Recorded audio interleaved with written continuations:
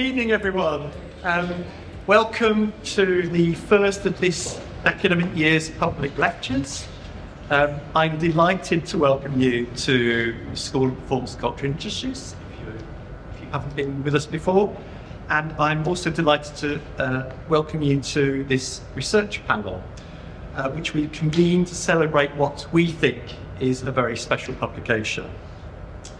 For those of you who don't know me, I'm Scott Palmer. I'm currently interim head of the School of Performance and Cultural Industries and associate professor of performance design.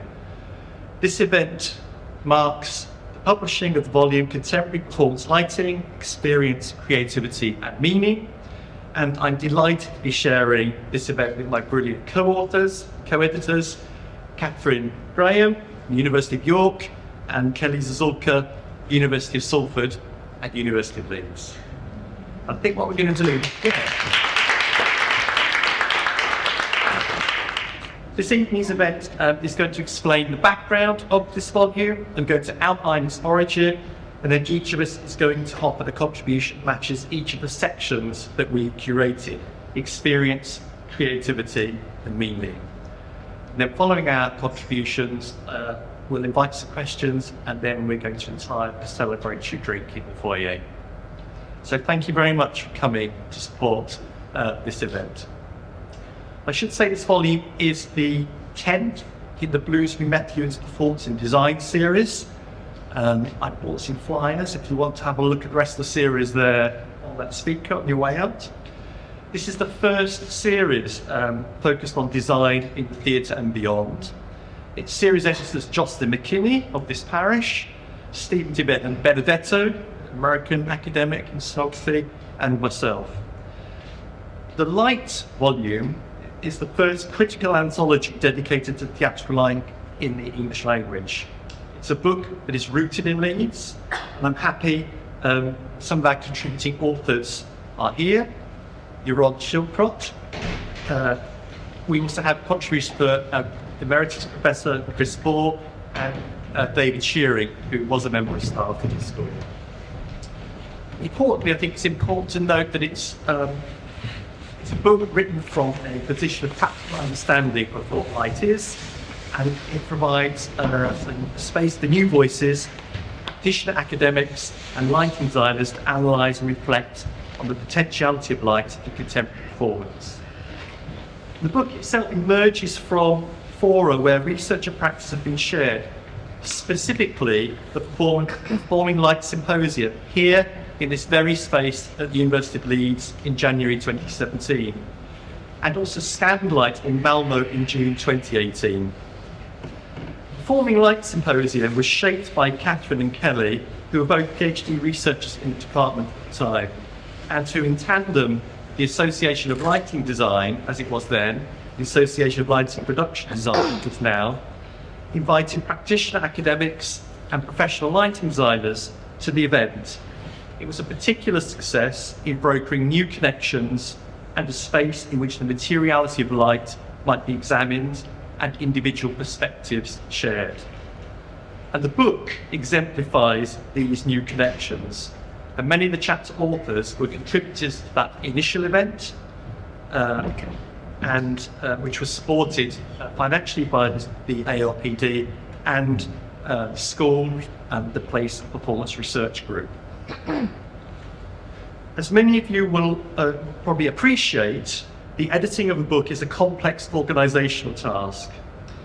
In this case, we were working with many authors who had never written before, and the book was commissioned just prior to the pandemic, so this became a labour of love at a time of significant additional workload for academic colleagues and considerable uncertainty for professional designers. One of the key joys was finding time online to work collaboratively, and in addition to the support we gave our chapter authors, the three of us met online to co-write our extended introduction, Thinking Light, which is the title we originally wanted for the book itself.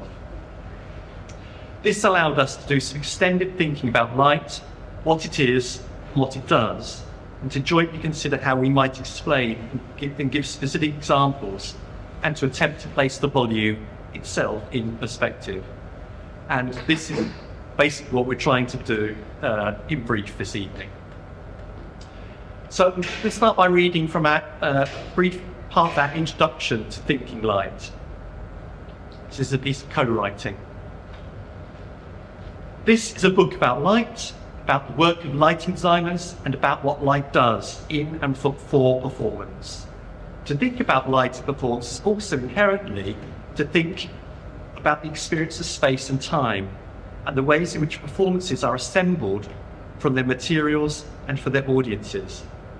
Performance lighting, as explored here, is a phenomenon that expands beyond the boundaries within which it has previously been considered, connected to a wide range of practices from theatre and dance to live and installation art and architectural and environmental encounters. Beyond and through thinking about light in performance, this book also sets out to think with light, exploring the ways in which particularities of light as components of performance, a distinctly ephemeral material and a mode of encounter, offer up new ways of understanding performance, art, materials and environments more deeply. This volume collates, evaluates and develops current practice and research in performance lighting that encompasses the experiential, creative and meaning-making capacities of light. Recent years have seen an expanding cultural awareness of light as a material alongside recognition of the value of light and lighting practices in performance and associated literature. Where once publications about theatrical light focused largely on discussions of the craft and technical skill involved in mounting a lighting design for performance, there is now a growing critical understanding of the effective dramaturgical and material contributions of light to performance and the value of light as an area of research. And there are people here in the audience and my co-editors are very much part of that journey and development of light as an area of thinking and area of research. I'm just going to finish the end of that section finishes. The approaches here in this book demonstrate that light is significantly more complex as a material than has been acknowledged in previous writings in the field of performance, and reveal ways in which light works as an aesthetic and dramaturgical meaning-making component of performance, as well as an effective multi-sensory experience that can be harnessed in a rich variety of ways and creative contexts. So I'm going to give you a quick guide to some of the content, and I'm going to focus a little bit on notions of experience, which is one of the first section that I wrote for and helped to curate. I'm going to start with Little Trees, which we happened upon. In fact, it appeared in a journal article that Kelli was editing the Associated Lighting Designers Focus magazine. And this is a piece of work that was documented professionally, where lighting designers during the pandemic were commissioned to light trees in their own locale. And we found this was a very useful way to tease out some key elements of light in our introduction. This is light transforming spaces close to home, because you remember at this point in time we were not allowed to travel away from where we lived.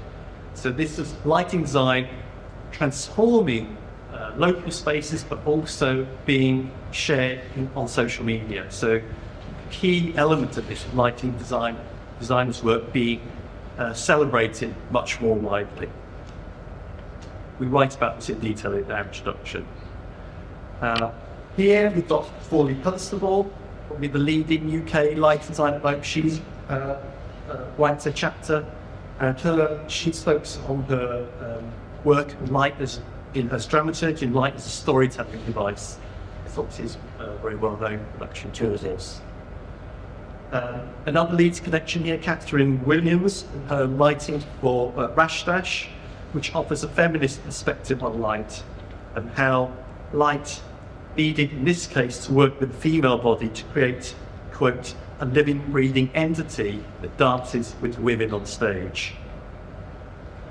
And there are a number of examples of how light evolves.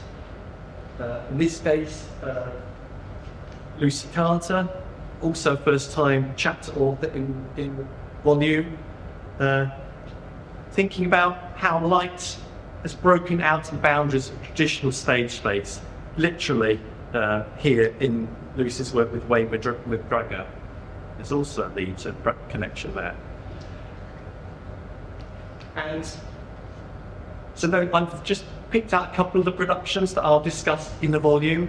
I haven't focused on any of the our academic practitioners' work in that section, just to give you a sense of professional work that we use to illustrate ways in which light's working. So, experience of light. Light is strange. We see through light, we witness the effects of light, and we feel light. It conditions our moods and directs our behaviour. And yet light is paradoxically an immaterial material. It's material only obtained by proxy through coming into contact with another material object in space. We perceive it when it strikes something, a body or haze, David Shearing's piece here, and of course when light creates a shadow.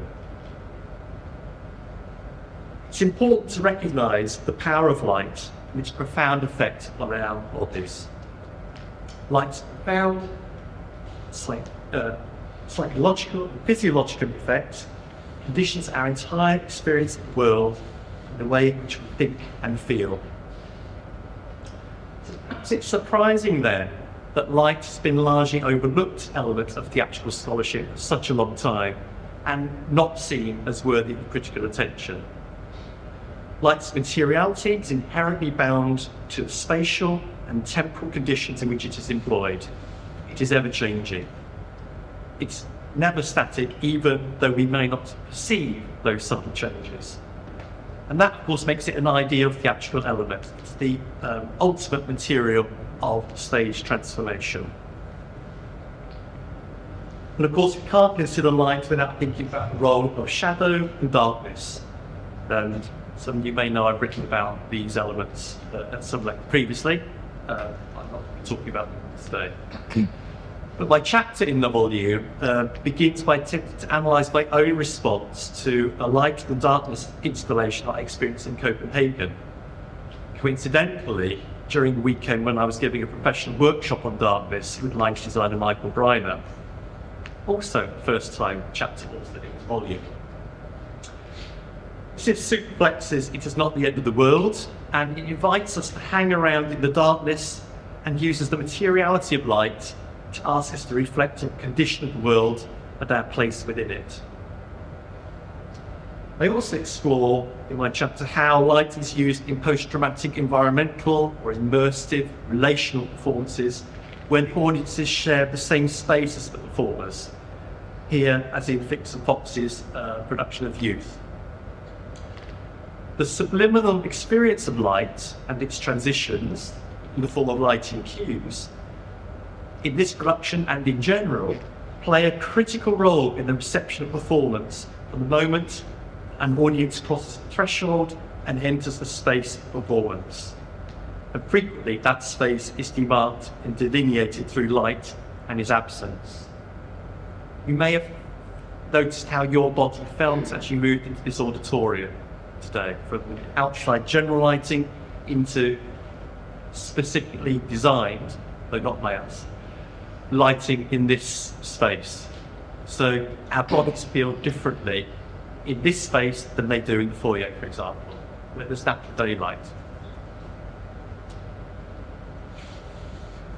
And I also draw on some of the work of Punchdrunk, who use darkness explicitly as an integral element of dramaturgy in their work. Light is not just about what you see, but what you feel. And here the felt qualities of light and darkness become foregrounded and are absolutely integral to their audience experiences. A good example here is in The Burnt City, a critical moment in this production where the dimly yet colourfully lit, hedonistic and peaceful world of Troy is suddenly invaded by soldiers, and also suddenly simultaneously invaded by the sudden blast of white light. Light has a deep, profound psychological, physiological effects, and these deep biological and neurological processes are key to our understanding of the visible, spatial, and temporal world. I'm going to illustrate the impact of light and light design by referring to an example from a chapter in the experience section, chapter 3, by the Danish architect and theatre lighting designer Jesper Conshaw. It's a perfect example of expanded scenography where theatrical techniques are employed in the Tivoli Gardens, the theme park established in 1843 in the centre of the city of Copenhagen. It's really important research on how light directly conditions visitor behaviour in the park. So, Tivoli Gardens is a space transformed by light on a daily basis, from day to night and through the seasons, where lighting is adjusted specifically to create different audience experiences. There's a commercial rationale there because it brings them back in again. So this is the Winter Wonderland scene, complete with snow. Light is a central element that conditions and deeply affects the audience's experiences and their behaviours in the park. And Conshaw has undertaken data analysis on visitor numbers and behaviours that is revelatory and has informed his design practice. This is the Chinese area, an area in the park that was under threat with closure because it wasn't working commercially. It's a key part of the park with bars and restaurants, and yet people weren't lingering there and or spending money. So it was under threat of being cut. Conshaw was looking to create some sustainable solutions, both through developing new LED fixtures that used less power, had longer lifespans, and were recyclable, and using his theatrical knowledge, he paid close attention to colour temperature. And these red silk lanterns became redder, and as a result of this lighting change, and this had a direct impact on audience behaviour. And they know this because they had audience data. So they after the change in light, you can see that, so 2014 figures in the light grey, the 2015 figures after the change in light, you can see there's a significant increase not only of the physical number of visitors in that area of the park, but also the percentage of visitors in the park. What that means is that audiences were lingering longer, they were staying in the bars, they were enjoying being in that environment in a way they weren't before, simply because of the change of light. I'm quoting here, design approach of keeping coherence between a material and the light and colour actually has commercial value.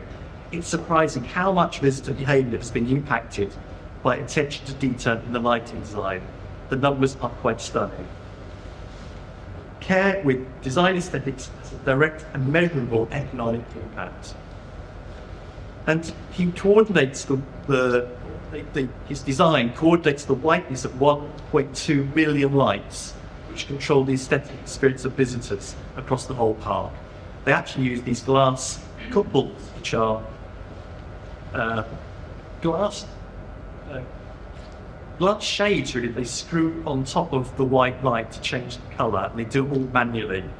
So changing it for Christmas Winter Wonderland, they have to change the whole park into white. That's quite heavy in labour.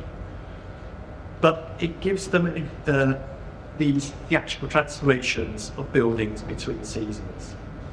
Light is obviously used in the park indirectly. You can see this here. Nothing is directly illuminated.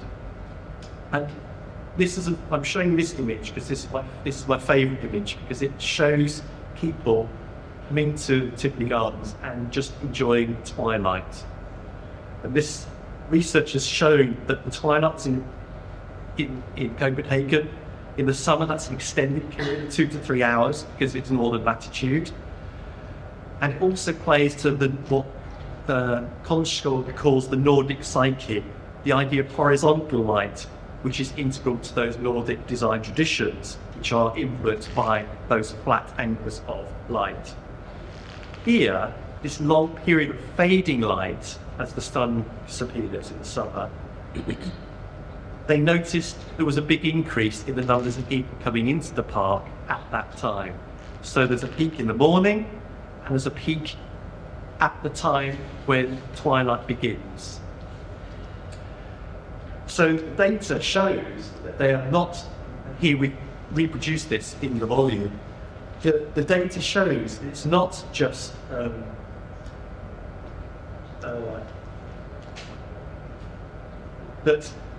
the peak is its beginning there, and the park opens higher on the left, and then there's a second peak, and that peak shifts through the season according to when the sun goes down. So the peak is earlier in the middle of the summer, and later as the other way around. It peaks higher when the sun's setting earlier, and it's peaking later on when the sun's setting later. So you can see, because they've got access to thousands of visitor entry information, they can see when people are turning up at the park. And this has become a really popular time, this second peak in the evening and dusk, which shifts through the season. Visitors are coming in to experience the twilight, and this joy of experiencing this extended moment of transition from natural light to the artificial light of the park, where people are bringing their families in and they're literally sitting together in the light. And typically, of course, have seen this as a commercial opportunity as well, and are now building on this later. I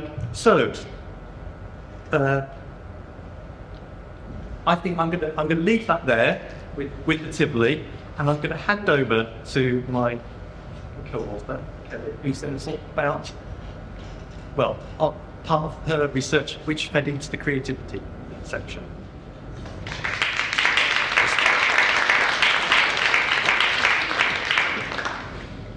I'm drawn mostly bits of my research, but can also kind of tie that into some of the other chapters that are in the creativity section of the book. So as a material, light is obviously dynamic and fluid, and the process of creating light on stage is also dynamic and fluid.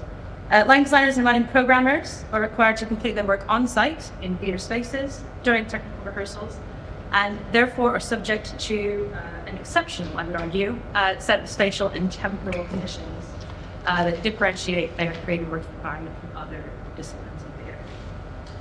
For the lighting designer, technical rehearsals are often very exposing. The lighting designer Mark Jonathan says it's like standing naked on a table and asking, "What do you think?" Lighting designer Lizzie Powell describes the start of technical rehearsal as a horrible feeling because it's the first time ever you're showing people your thoughts. So as Nick Hunt argues, perhaps a conception of lighting design not as object, pre-made for reproduction, but as process, a continuous act up to and through the moment of performance might prove to be a better fit with the immediacy in which theatres may be experienced. So the creativity section of the book is mostly practitioners. So it starts with my chapter, and then goes through Michael Reiner and Psyche Chewy, who's a lighting designer and academic based in Hong Kong. Jennifer Tipton, who's a top American lighting designer, mostly in dance, and Katherine Williams, who's with us earlier in fashion. So hoping to kind of shed some light, unintended, on the creative process, specifically looking through the lens of language. So my research examines theatre lighting designers, theatre lighting programmers, and directors of it as well, and work during technical rehearsals. So these take place in the period between the rehearsal room, the final kind of rehearsal room run, and the first public performance. This is the time when all of the technical elements are kind of integrated into the performance. So a typical production schedule would look something like that. maybe. So that's being really, really general. And it's this bit that I'm really interested in. I think it's the most challenging kind of learning designer, the learning programmer. It's a creatively very exposing time. The hours are really long, usually 9 a.m. to 10 p.m. There's lots of negotiation, shifting power dynamics, and it's the time when both of the learning designers work actually happens. But what I found in previous research was that learning designers find it really difficult to articulate exactly how that process happens and talk about light. It's a really difficult thing to talk about. So I wondered how learning designers kind of describe this immaterial material of light in conversation with their colleagues, so other designers, directors, programmers, but also how they're able to translate ideas into light on stage. And it's the language they use to facilitate greater collaboration at productionists. So it's a combination of methods to answer these questions. I usually sat down here in this little corner down here, so out the way, like in the dark, or behind like the fire, so it's kind of out of their field of vision. I had two audio recordings going. One that captured the kind of ambient conversation around the production desk, and another one that captured the conversation on the headset. Took really extensive field notes, and then obviously had to go back and listen to all of those recordings, pull out the bits that I thought were important, transcribe them. I'm on sabbatical next term, which I'm very excited about.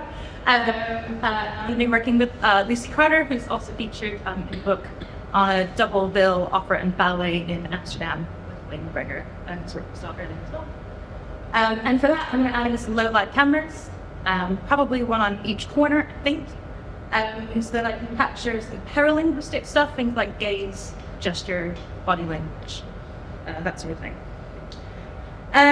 So over the course of repeatedly listening to these transcripts, I had originally intended to focus on just talk, but it became really apparent that there were lots of really important silences as well.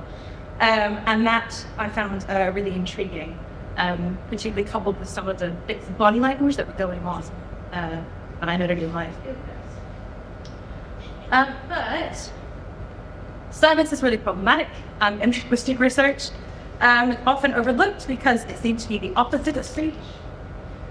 More denoting an absence of communication. And furthermore, in qualitative research, like focus group interviews, silence is often characterized as failing on the part of the researcher. However, this is definitely not the case in the stuff I observed. So understanding the rules of silence, so where, when, and how to be silent, and the meanings attached to silence, is fundamental in becoming a member of a particular group. Silence, therefore, whether it's the result of a strategic omission, passivity, powerlessness, hesitation, or lack of knowledge, is worth exploring as an integral part of performance and expression. And there are often periods of silence with varying lengths during technical rehearsals. So unlike in naturally occurring talk, silences in naturally occurring talk tend to be spoken like filler talk or small talk, and it's not usually regarded to be problematic, that sort of thing. However, in technical rehearsals, it really is, because there are rules around silence. There are rules that govern when silence is required in a technical rehearsal, or when it's distracting or counterproductive.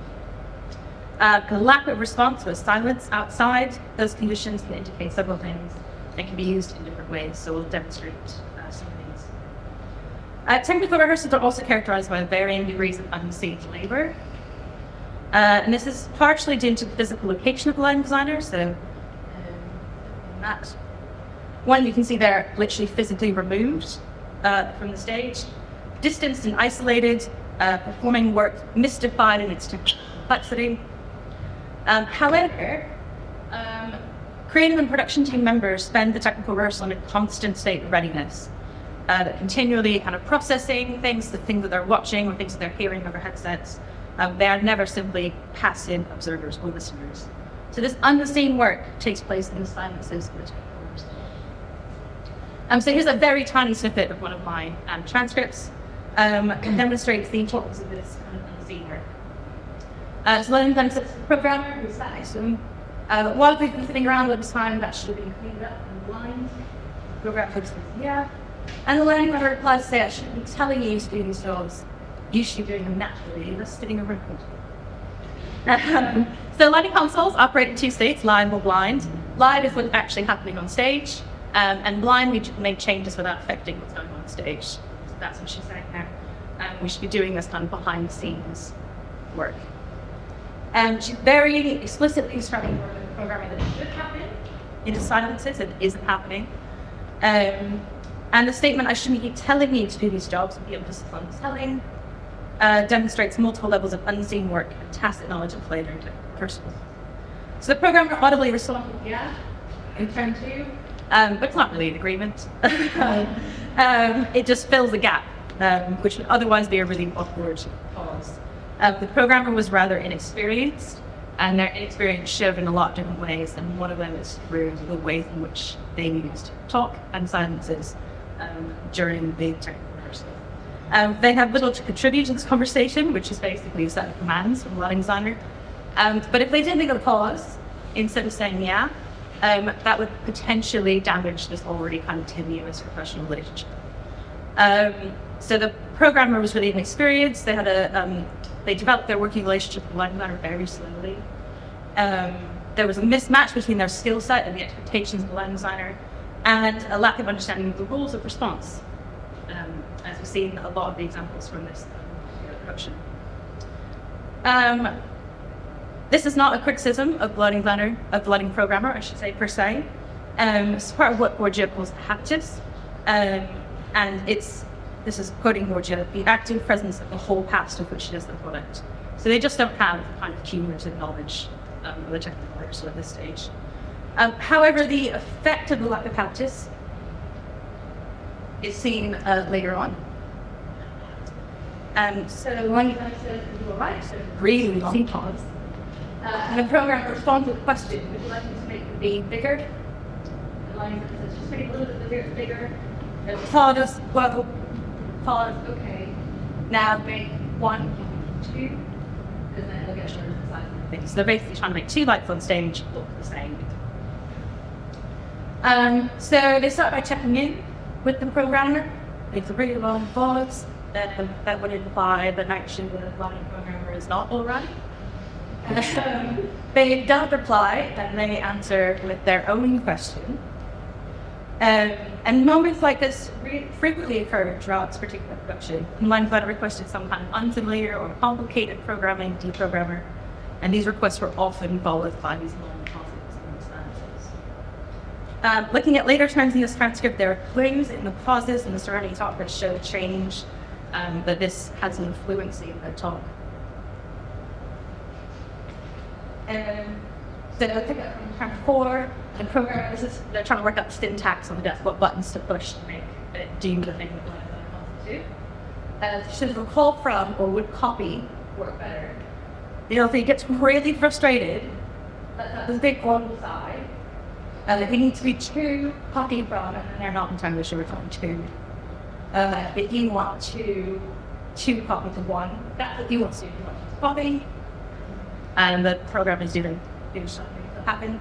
And then they say, oh, so they've obviously been rigged the opposite way around. So what she means by that is when you've got set moving lights on stage, you want to move the same way when you're programming them. And in this case, they've gone that way. They've gone in opposite directions. So she says, now pan it over onto the table. Really long pause, and she gets really frustrated. Says, come on. Another really long pause. They're waiting for us, so we need to be working quicker. She then switches over, and there's 2 channels of communication in her ear. She switches over to somebody else on the other channel and says, that's not the point. Bill needs to work quicker. And then lifts onto the table, so she goes back to the program, lifts onto the table, and put it into the set across, so kind of blur the edges of it. And the programmer replies with both, and the line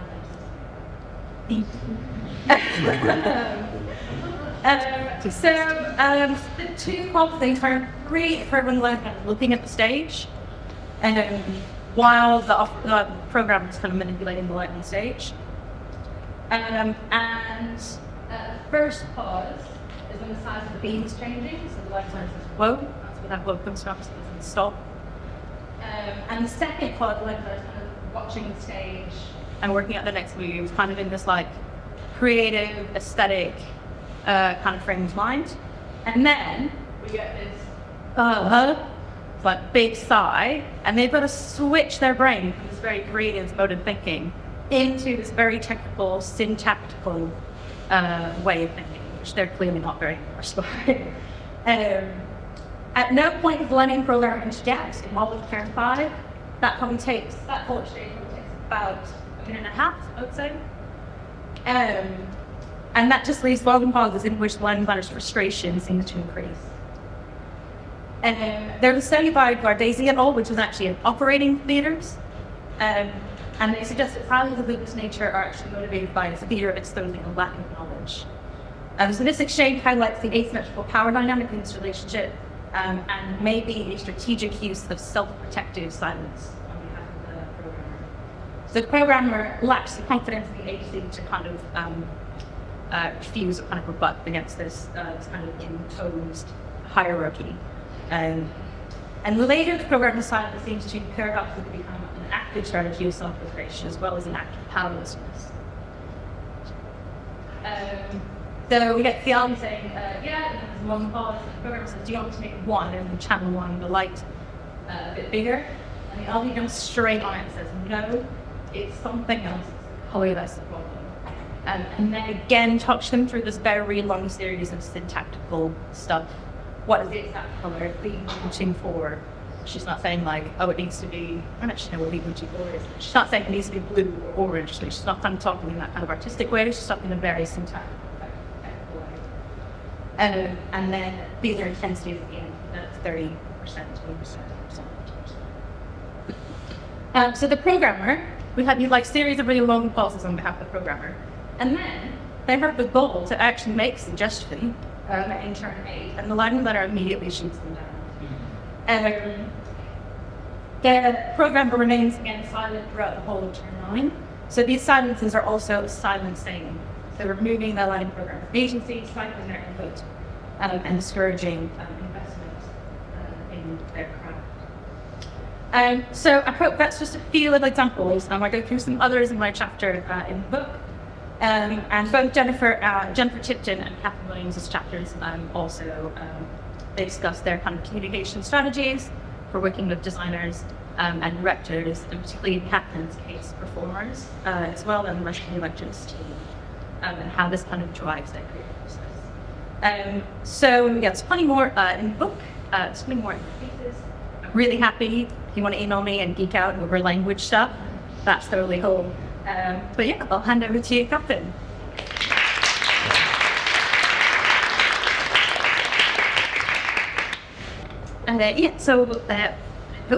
It's really lovely to be here at the house. And my research explores the role and nature of light in performance, and is informed by my work as a lighting designer in theatre and dance. I'm interested in the ways kinds of thinking we do with the tiny field of light might speak more accurately to other areas of performance and scholarship. And this is also, as we've been hearing, the project of the book as a whole, across all 3 sections, and it's something that I think unites all 3 of our research.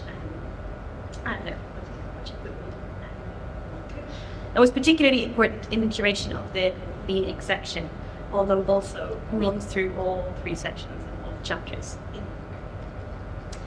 So here I'm really interested in thinking about how light makes meaning in performance, where the scope of light scenographic action is vast and complex, and when you think about it, quite weird. There's a fundamental strangeness to the light that ebbs and flows through a performance, to the constructed light that operates on an ever-shifting rhythm, that can transform objects in its pattern, and that creates instability around all that it envelops. In the aesthetic encounter of performance, light sits between the material and the immaterial, and is in intricate relation to all other performance elements. Significant advances in the field of light research have already established the limitations of dismissing light as straightforwardly facilitative or merely technique. But I have slightly, I don't. It's been a long time. Didn't think properly. Light is an especially unstable material, subject to continual shift and change, and demonstrating the temporality of performance, the degree to which the encounter with performance is always in flux. With light, we sense its shifts kinesthetically, we can trace its path through space, spatially, feel as though it could be apprehended haptically. Light itself cannot actually be touched, and yet, if we are close enough to the sources, we can feel its heat on our skin. The materiality and perceptibility of light is bound up with the physically material world, as it both transforms and is transformed by objects in its path. In this way, for Michael, light provides a provocative means of encountering shared materiality, where things are, to borrow Jane Bennett's frequently quoted phrasing, inextricably enmeshed in a dense network of relations. One of the ways that we argue in the book that light might be understood to make meaning lies in its curatorial capabilities, the ways in which the flow of light might seek to guide a seer through a performance, showing where and crucially how to look. This is something that Polly Constable's chapter, which falls in the meaning section, details really beautifully as she articulates her practice as a lighting designer and the kind of rigour that she applies. She thinks through a kind of dramaturgical lens of how she can use lighting to, I suppose, guide an audience member through playing or through a performance. So that's really important, that kind of curatorial capacity, but this is something that we've argued in the book and elsewhere. It's not the full story. Light is the means by which things become visible, but it's not uncomplicatedly so. And to assume that light and what it is lighting are unaffected by each other is to negate the felt, affective, and material properties of light. The artist and researcher Barbara Bolt, for example, critiques the supposed connection between light and enlightenment, arguing, in virtue of the embodied experience of sunlight in her native Australia, that the idea of light revealing or uncovering what is there is one forged by a distinctly European experience of sun. For Bolt, the experience of living in the blazing light of the Antipodean sun precludes absolutely the possibility of understanding sunlight as a force of revelation. The glare of the Australian sun, for Bolt, conceals more than it reveals. Too much light on the matter sheds no light on the matter. The sunlight of her experience is one that necessitates a downward glance in order to see. To raise one's eye line is to have one's vision bleached out by the sun in the context. So Bolt's argument about the lived experience of the glare of the Australian sun shows that different experiential configurations of light can reformulate relationships with the conception. Performance, too, offers myriad ways of encountering light that depart from natural light, and thus might offer new potential imaginaries. Bolt argues that the bodily encounter with the glare of the Australian sun, quote, takes apart the Enlightenment triangulation, light, knowledge, and form, end quote, and thus demands a reconfiguration of the relationship between light and matter. This invitation to rethink the relationship between light and matter is, in the case of the Australian landscape, which Bolt is writing about, rooted in colonial history of European colonisers imposing aesthetic and social constructs that were particular and not universal. Bolt argues that the bodily experience of the blinding glare of the Australian sun, in which light cannot be used to render form legible, does not only propel one towards, quote, a reaction against representation, but provides a different model of mapping the world altogether, end quote. So I suppose what I'm arguing here today and what I write about in the book, lots of our contributors write about, I'm arguing that performance light may be a paradigmatic site for exploring these constructs. I'm addicted. Not only because differential experiences of light map onto a realm in which light is constructed and offered within what Rachel Hand calls the crafted ecology of sonography, but also because the particular materiality of light, its ephemerality, its challenges to tangibility, and its imbrication in everything else offer a specific mode of aesthetic operation that enables ways of understanding interrelationships between material and contents of performance, or following Karen Barra's, the intra-action of performance materials. Turning to a performance example, which is an example I write about in the book, I'd like to talk about an installation performance, Aurora, which unfolded between environment, materials, and audience without the physical presence of human performance. I'm going to maybe show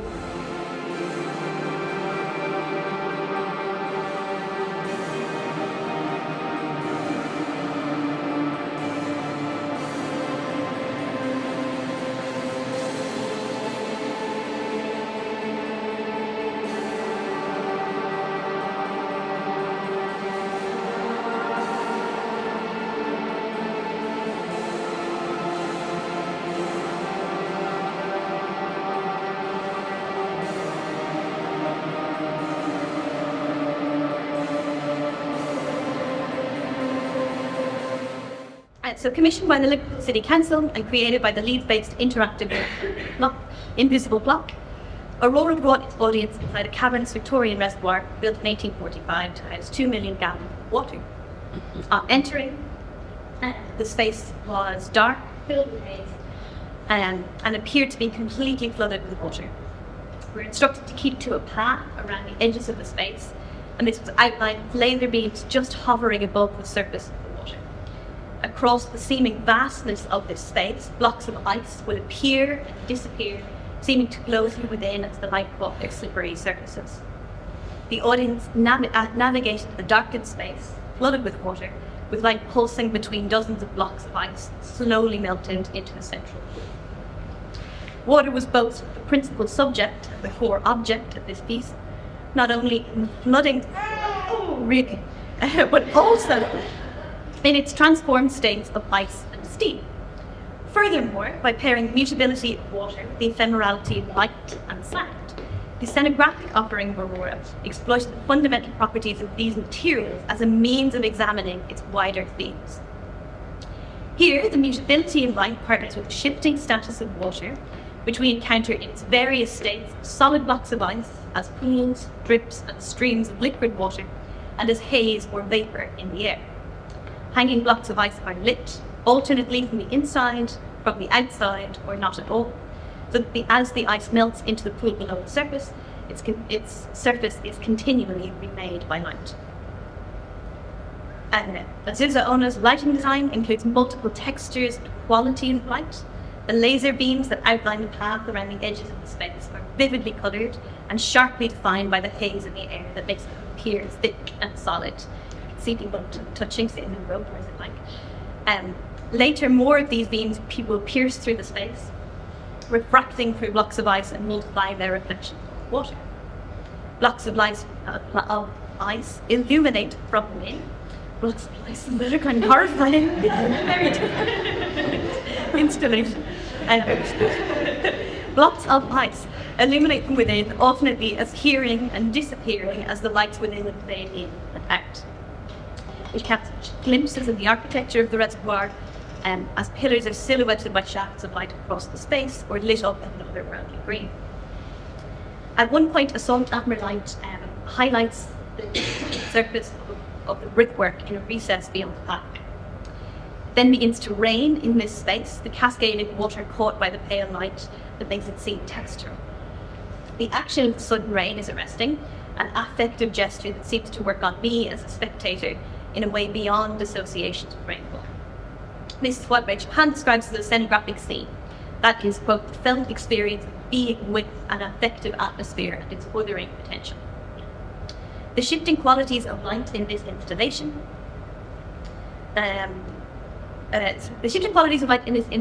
afford a kind of openness to the atmospheres created, and attentiveness to the aesthetic events that operate as both spectacle and as a means of triggering imaginative associations that link to arguments about the value of water that are central to the politics of this piece of work. Martin Seal argues that aesthetic experience both can provide subjects with a type of consciousness that no other mode of experience can provide, quote, and that, in consequence, aesthetic engagement can both encompass and constitute a form of understanding. In this way, Seal argues that aesthetic experience, again I'm quoting, has to happen, and can happen only if subjects become involved with the sensuous making present of phenomena and situations that alter in an entirely unforeseen manner the subject's sense of what is real and what is possible. The ways in which light works to shape understandings of what is real and what is possible underscores the extent to which the theatrical language of light relies on a symbiosis between form and content. The particular ways in which light interacts with and transforms the ice is significant here. Light does something to the ice that only light can do. The material of the performance emerges through their interrelationship. Back to Han again, she argues scenography is concerned not only with the material instruction of theatre, but how these constructions relate to one another, relate to the performers, relate to the spectators. At the core of the aesthetic operation of performance light, then, is the contingent co-construction of a meaningful aesthetic event. That the boundaries of light and, in this case, ice, are particularly slippery speaks to the value of light as a material to think with. It's this kind of slippery material that invites these bigger questions.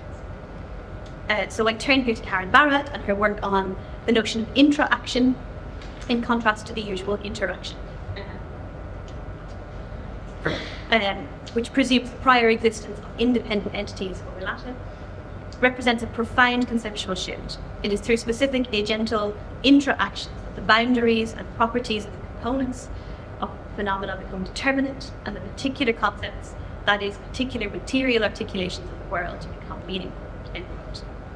This conceptual shift has been influential in expanded scenographic thinking, much of the work that Scott was outlining in the wider book series, drawing an increased attentiveness to the agency and vibrancy of material, and the relationships between human and non-human that are significant to both. Quoting here from Kelli and Palmer, how scenography works and how spectators experience it. The expanded scenography. King started the series and all these ideas. In this context, the entanglement of light, space, and objects articulates the relationality of intra-action. In the amalgam of light, materials, and space, it becomes impossible to think of light illuminating an already formed image. Light is always already interfering, imbricating itself into the fabric of shifting assemblages and being remade in the meeting of light and matter. This is Baran's intra-action in action, the confluence of light, space, and materials, creating something new defined by the relationality between them. This disrupted causality exposes what is the case more generally. In their mutual transformation, light and matter are each made anew. Bolt notes that we talk about shedding light on the matter would not have any passage from matter to light. Now, on basic level, any lighting designer who has ever tried to look at a lighting state on an empty stage will tell you that light is made very different by the presence of human performers in it. Light and what is lit are mutually and continually made different by each other. On a deeper level, this performance is an example. So this performance and its intense entanglement of shifting light and material seems, to me as a spectator, to make vivid their mutual and contingent transformation. So again, I suppose I'm thinking here about the connection between the tacit experience of our designer clients in the book and the kind of conceptual ideas that we're trying to thread through. That the practice itself is a kind of thinking, a kind of articulation of these ideas. So in short, the performance of light here is one that operates through continual transformation. The mutability at play in Aurora unfolds materially at the juncture between the shifting state of water and the Protean phenomenon of craft and light. Aurora provides an invitation to think through the matter and the mattering of water, and this happens through the aesthetic transformation of water, ice, and crucially, light. So what I've been attempting to argue here is that scenographic light is not only a significant interlocutor in performance, but also that it may be a paradigmatic moment of understanding what is at stake in the aesthetic offer of performance. So as such, this presentation and the chapter in the book that it is based upon presents an expanded understanding of light and performance, and also, I hope, enables a fuller view of the aesthetic operation of performance in general. Light is a medium through which we come to see performance, and a constructive material that co-constitutes the appearance of what is seen in that performance. This is not a neutral, facilitative process, but a transformative one, in which light is imbricated into acts of seeing. Light in performance is not simply that which allows vision to take place, but through its construction and instability is always already a form of mediation. Bleecker discusses the complexity of vision in theatre, demonstrating that, quote, what seems to be just there to be seen is in fact rerouted through memory, fantasy, caught up in the threads of the unconscious and entangled with the passion. While Bleeker's argument does not take light explicitly into account, the examples drawn on here, I hope, make it readily apparent that light adds a further layer of entanglement to the already complex visuality of performance. So thinking through the matter of light provides a productive complexity in scenographic practice and reception. What emerges is an understanding of light as an ontologically complex phenomenon, an ephemeral material offering challenges to tangibility and perceptual stability. As such, examining the aesthetic operation of light in performance is to move beyond its decorative value and to engage with its multiple ways of constructing dramaturgical and experiential meaning. Light, we argue, I think, is especially valuable in exploring the nature of performance aesthetics, in unpicking the role of objects, materials, and spaces as critically embedded in the meaning-making processes of performance. As a result, light opens up new questions about the ontology of performance and the ways in which performances are assembled, as we started with this from their materials and for their audiences of light, and in a kind of linking factor.